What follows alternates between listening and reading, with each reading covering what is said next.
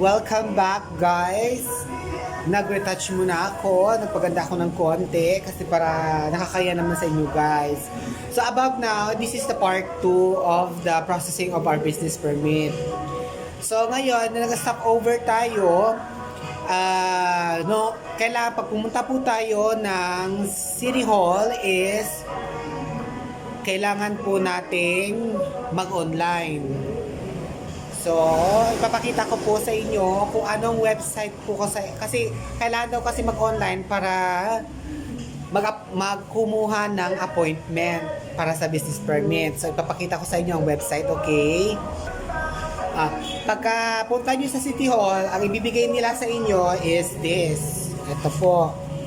Yan. Yan ang ibibigay sa inyo. Ito yung isa-search nyo sa kanya. Tapos, itatype nyo yung pangalan nyo, yung email address nyo sa Google, tapos yung appointment date, month, saka date, at saka oras. Tapos yung pangalan ng salon nyo. Tapos magbe-message po sila sa email nyo, sa bibigyan po kayo ng code na reference number kung saan yung araw na mismo, yun yung papakita nyo yung code na binigay sa inyo ng business yung sa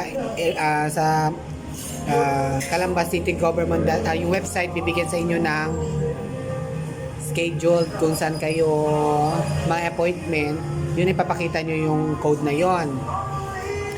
Tapos pagkatapos nyo na may appointment, huwag nyo kalimutan na humingi ng form. Pinaka-importante yon.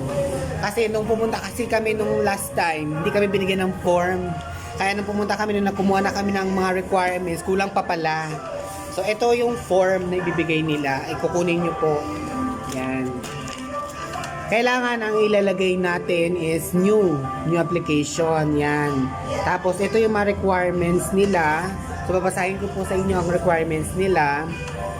So, i-check po natin sa na new.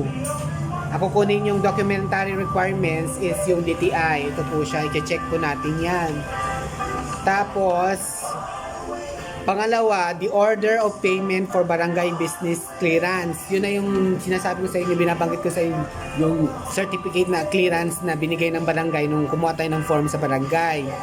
Yun, kailangan dalhin din nyo yun. Tapos, tax declaration or land PIN. So, ibig sabihin, yung may-ari ng mismong building na kung saan kayo nagbi-business, yung inupahan nyo. Actually, nag-uupa lang din kami dito. So, kailangan din yon, isang requirements din yon, yung tax declaration ng land PIN nila. Kailangan din yon. At saka, pangapat is contract of lease of market clearance. Yung kontrata nyo na nagpapatunay na may kontrata kayo, yung sa pagbabayad, 1 month advance, 1 month deposit. Agreement ng first party at second party. Pero, na inupahan nyo. So, kailangan po din ng notary yun. Kailangan ng notary na abogado. Kasi, yun ang pinaka-importante. Tapos yung picture ng salon ninyo, 2 picture lang kailangan. Sa loob at saka sa labas po, kailangan yon. Yun lamang po ang dadalhin po natin sa City Hall. Tapos yung reference number na appointment nyo at ang petsa. Kasi ngayong araw kasi kami yung day na yung petsa ng appointment namin, ang oras is 1 o'clock ang kinuha namin hapon para may time kami.